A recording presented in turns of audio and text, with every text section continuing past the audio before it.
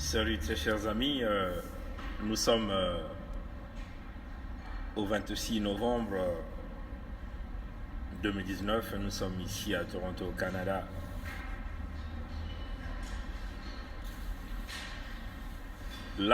Si vous voyez le document de transfert réalisé par Mikolo Jacqueline Lydie, non, c'est pas elle qui a réalisé, elle a seulement initié la demande. Et c'est la femme de Mboulou Zéphirin, ministre de l'Intérieur de Sassou, qui a effectué donc le transfert en prélevant l'argent au Congo, dans le compte du Congo à la Banque économique des États de l'Afrique centrale, bon, on peut le dire au Trésor public congolais, et en le transférant au Canada. Les documents qui ont été publiés, si vous lisez bien, vous allez vous rendre compte que c'est marqué transfert réalisé sur Fiducie. Donc, on a transféré cet argent dans un compte Fiducie au Canada. Mais vous devez vous poser la question, c'est quoi le compte en Fiducie? C'est quoi le compte en Fiducie? Bon, les économistes congolais certainement, ou les banquiers congolais certainement, peuvent nous apporter beaucoup plus d'explications là-dessus. Le compte en Fiducie, on peut le dire que c'est un transfert qui est effectué sous condition. Ou encore, si vous êtes un parent, vous voulez laisser de l'héritage à votre enfant, vous pouviez donc laisser des fonds en ouvrant un compte en Fiducie, c'est-à-dire jusqu'à ce qu'il va atteindre un certain âge, et donc cet enfant peut aller utiliser cet argent. Bon, les comptes en Fiducie, on peut aussi le regarder dans un autre contexte, c'est-à-dire que si vous aviez été nommé à une haute fonction par votre pays, et si vous détenez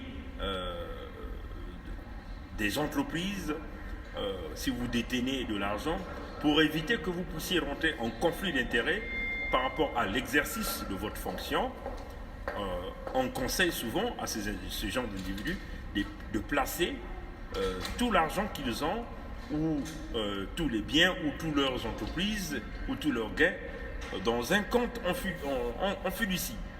C'est-à-dire qu'ils n'auront plus le contrôle de cet argent. Hein? Pendant tout le temps qu'ils vont exercer cette fonction dont leur État leur a confié. Vous voyez, chers amis. Mais dans le contexte du Congo, puisqu'on parle de Fiducie, transférer de l'argent à une condition. Quelle est donc cette condition? Et cette condition que nous sommes en train de demander à Mikolo Jacqueline Lydie, que nous sommes en train de demander à la femme de Mboulou Zéphirin, qui travaille au Trésor public congolais, de nous expliquer quelles sont ces conditions-là qui vous ont permis de transférer l'argent qui devait servir à améliorer les conditions des patients au CHU de Brazzaville, qui exigent une urgence, parce qu'aujourd'hui, les matériaux de radiographie, les salles de stérilisation, donc les blocs opératoires au CHU, n'ont plus des conditions appropriées pour pouvoir stériliser tout le matériau qui va leur permettre de procéder à des interventions chirurgicales sur des patients au Congo. Bon, la radiologie aussi, nous savons que tout le matériel est défectueux au Congo d'une manière générale. Et je crois que le docteur Dieudonné Goma, qui est un grand chirurgien, qui est là déjà en ligne, est capable de vous expliquer ça au cours d'un direct qu'il peut organiser, de vous expliquer comment ça se passe au niveau de blocs opératoires. Bon, il faut aussi regarder les blocs d'accouchement, il faut préparer les patients dans des bonnes conditions d'hygiène et de sécurité, comme un peu par exemple des moustiques que nous avons vus, des insectes que nous avons vus à l'hôpital, au centre universitaire que nous appelons le CHU, des insectes qui se mettaient à attaquer les patients comme étant des prédateurs. Vous voyez? Donc, le CHU aujourd'hui est face à une urgence, mais on ne peut pas comprendre qu'on a débloqué 1,6 milliard et que les fausses autorités du Congo arrivent à transférer cet argent dans un compte fiducie au niveau de Montréal. Bon, si vous suivez bien l'intervention du syndicat qui a parlé sur la Radio France Internationale, il dit ceci, il dit que Mikolo a envoyé son directeur de cabinet pour leur parler que l'argent qui avait été décaissé pour l'urgence, améliorer les conditions du centre universitaire, le centre hospitalier universitaire de Brazzaville, était alloué à autre chose, a été, si vous voulez, assermenté à autre chose. Hein, ça, ce sont les paroles du syndicat. Allez-y encore regarder l'audio, allez-y encore écouter l'audio. Vous allez entendre que cet argent a été dispatché, a été assermenté, a été attribué à autre chose. Donc, vous voyez que lors de la sortie de cet argent au niveau du Trésor public congolais, il a été dit que cet argent devait servir au problème du CHU. Quand l'argent sort, l'argent est transféré dans un fiducie. Donc, comme nous venons d'expliquer, un compte fiducie, comment ça fonctionne. Et Mikolo donc envoie son directeur de cabinet pour dire aux syndicalistes que l'argent a été distribué à faire autre chose. L'argent a été envoyé à autre chose. Autre chose, est-ce qu'il dit, le syndicaliste? C'est quoi cette autre chose-là? Nous demandons à Mikolo, Jacqueline et Lydie de nous expliquer c'est quoi cette autre chose-là. Autre chose-là, c'est quoi? Bon, si l'argent du Congo, dont nous avons l'urgence au Congo, se retrouve au Canada dans un compte fiducie, pourquoi faire? C'est quoi le mobile de placer tout cet argent dans un compte fiducie? Est-ce que ça fait partie du blanchiment d'argent?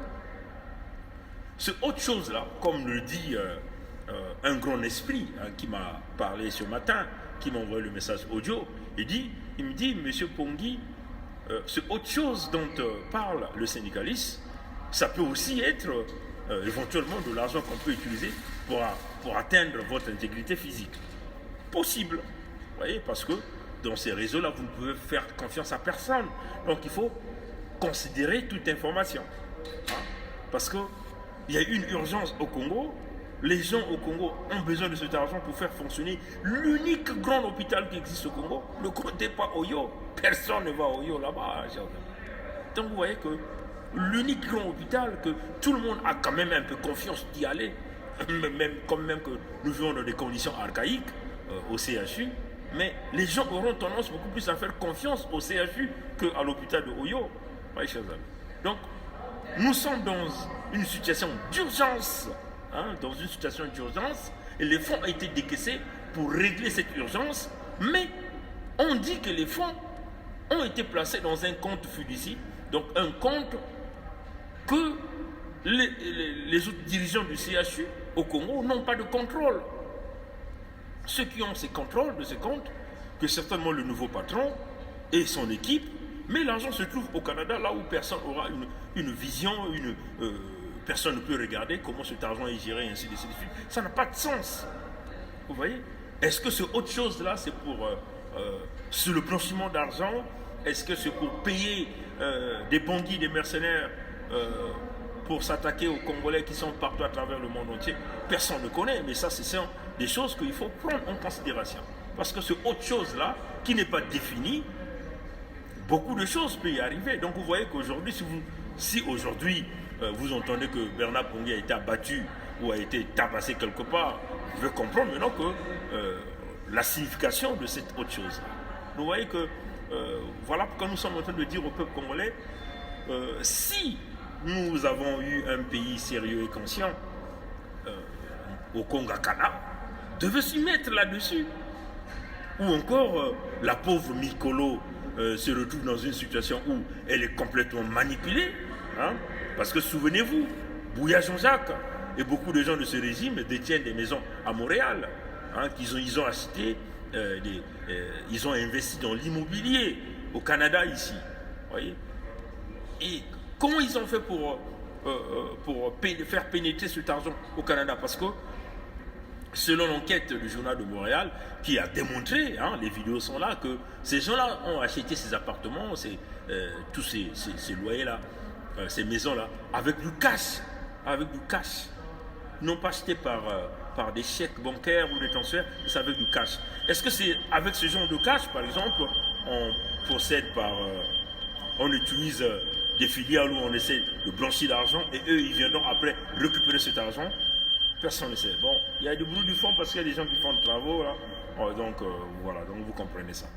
Donc quand même curieux. Comme l'a dit cette maman, il dit, bon, certainement ils ont fait ça pour que Bernard Pongui sorte dans l'affaire et ils vont trouver donc des astuces pour atteindre Bernard Pongui. Mais on vous dit, le vrai Bernard Pongui est déjà à l'étape de l'esprit. Qui n'a pas de valeur. Hein? Donc, le Bernard Pongui qui est à l'étape de l'esprit, là, ne compte même pas ce corps-là. Vous voyez, chers amis. Donc, si ces gens-là viennent s'attaquer à ce corps-là, mais c'est une peine perdue, parce que le vrai Bernard Pongui, il est déjà à l'étape de l'esprit. Il est déjà dans l'étape des mages, dans l'étape dans une étape spirituelle. Vous voyez, chers amis. Donc, voilà pourquoi nous sommes en train de dire au peuple congolais, si vous ne comprenez pas qu'il faut s'élever à l'étape de l'esprit pour combattre ceux-là qui ont confisqué les richesses du Congo, mais nous allons continuer à pleurnicher et ils vont continuer à demeurer. Il va falloir que vous sortiez de votre corps. Hein? Ça là, ça va pourrir là. Le corps là va pourrir là. Aujourd'hui, le signal tout à l'heure là, voilà. Donc on disait, ce corps là, ça n'a pas de valeur. Tant que nous allons continuer à demeurer dans ces corps-là, Sassou va continuer à nous imposer, à piétiner. Vous avez vu Ngolo là? Quand ils ont célébré Sassou, il a montré ses épaules, il a bombé ses épaules. Il dit qu'ils vont rester là. Si vous êtes immobile, donc c'est le moment de se lever à l'étape de l'esprit pour chasser les brigands. Maintenant, nous savons que Ngolo Pierre, plutôt Okongakala ne fera rien. Hein? L'unique chance que nous allons avoir, c'est de chasser Sassou au pouvoir et nous allons regarder tout ça dans la vérité. Bon, maintenant, si Sassou a envoyé cet argent, juste une façon de s'attaquer à Pongui, peine perdue. Parce que moi-même, là, comme vous me voyez là, hein, je ne donne aucune valeur à ce corps physique. Aucune valeur à ce corps physique. Parce que je me suis dit que je combats l'homme le plus puissant au Congo. Parce qu'il détient l'argent du Congo, il a la facilité de payer.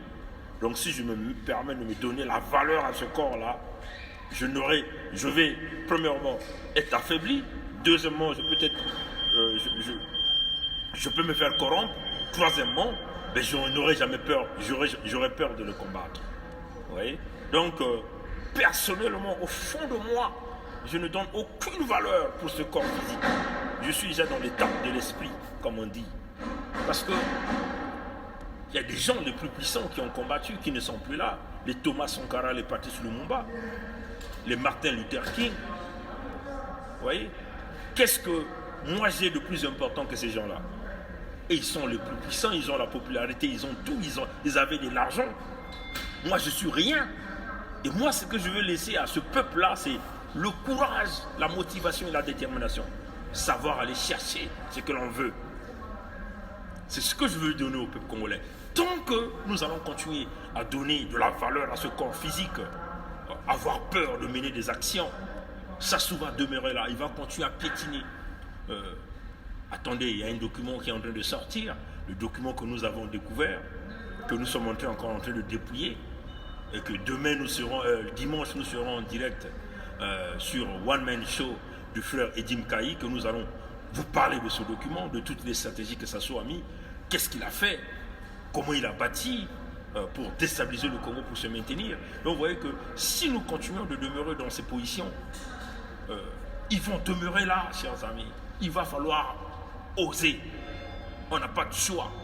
Vous voyez, hier, il y a eu la pluie à Pointe-Noire, à Brazzaville. Vous voyez les dégâts? Vous le voyez sortir? Non. Ils sont toujours dans des inaugurations, des discours, vous le voyez partout, dans le mensonge, des forums d'agriculture. C'est là où ils sont, là où on dépense de l'argent. Mais tout en sachant que l'agriculture ne peut jamais décoller au Congo. Parce que l'agriculture, ce n'est pas l'agriculture qu'on est en train de vous faire rêver. L'agriculture, en réalité, vous avez besoin de l'énergie, vous avez besoin du gaz, vous avez besoin de toutes les conditions nécessaires, les routes, ainsi de suite. Oui, tu vas faire l'agriculture à grande échelle. Tu n'as même pas la technologie. Tu n'as même pas l'électricité. Tu veux faire de l'élevage à grande échelle. Mais il te faut de l'énergie. Oui, il te faut nourrir il te faut nourrir tes bêtes. La nourriture de tes bêtes viendra d'où? De l'Occident encore? Non, chers amis. Donc tout ce qu'on est en train de vous faire miroiter, diversification de l'économie, c'est un rêve que Sassou vous a mis en place. Donc voilà pourquoi nous sommes en train de dire au peuple congolais, il faut braver cette peur-là. Hein? Levez-vous, parce que si vous êtes debout, tous ensemble, ils vont tailler la zone comme des fruits. Mais premièrement, ils sont là pour vous intimider, ils vont tirer à bout portant sur vous. Et c'est comme ça, chers amis. Ils vont tirer parce qu'ils savent qu'il faut le faire pour se maintenir. Mais si vous avez cette peur-là, ils vont demeurer là de siècles. Ils vont vous imposer le fils. Et ainsi de suite. Donc, et puis vous allez continuer à demeurer dans ces conditions. L'argent du Congo, on envoie dans des comptes ailleurs. On trouve des créneaux pour blanchir l'argent du Congo. Oui, on vous utilise des blancs. Qui vous a dit que le blanc est toujours plus intelligent que l'homme noir? Que le blanc est toujours le meilleur gestionnaire que l'homme noir? C'est ça la réalité. Donc, aux syndicalistes du CHU, vous êtes en train de pleurnicher pour rien. Ce que vous devez faire, c'est de fermer les portes de cet hôpital pour augmenter l'adrénaline et la pression. Voilà un peu ce que je tenais à dire. Encore, allez-y encore lire les fiducies. Un compte en fiducie, qu'est-ce que ça signifie? Les économistes congolais peuvent encore venir expliquer là-dessus pourquoi l'argent du Congo se retrouve dans un compte en fiducie au Canada, alors que c'est de l'argent qui avait été décaissé pour servir et résoudre l'urgence que nous avons au niveau du centre hospitalier universitaire de Brazzaville. Donc vous comprenez que c'est la poudre de perlimpinpin dans les yeux des Congolais. Mais comme nous sommes à l'étape de l'esprit, nous, on ne peut pas nous avoir. Et si vous avez peur de mourir demain, nous sommes toujours prêts. Parce que, souvenez-vous, nous naissons tous nus. Personne n'est né avec des habits. La richesse, nous venons les retrouver ici sur terre. Et la richesse sur terre appartient à Dieu. Mais, vous devez savoir qu'il y a aussi des lions qui rôdent autour, cherchant qui dévorer. Les prédateurs sont toujours là. Ils vont toujours tirer sur la chair du plus faible. Mais si les faibles se mettent en bouclier, ils sont coudés en armature du guerrier, on vous le dit, le prédateur n'aura jamais de passage. Que le Créateur, le Dieu Tout-Puissant, le Yahvé Nkwame Kangu, le Nkwalulendo soit avec nous. Que le Dieu de Ernest Kombo, de Cardinal Émile Biayenda, de Kimboa Lankaya, de Kikadidik, de Kinganga, de Bruno Osebi, de Augustin Kalakala soit avec nous. À plus tard, chers amis. Au revoir.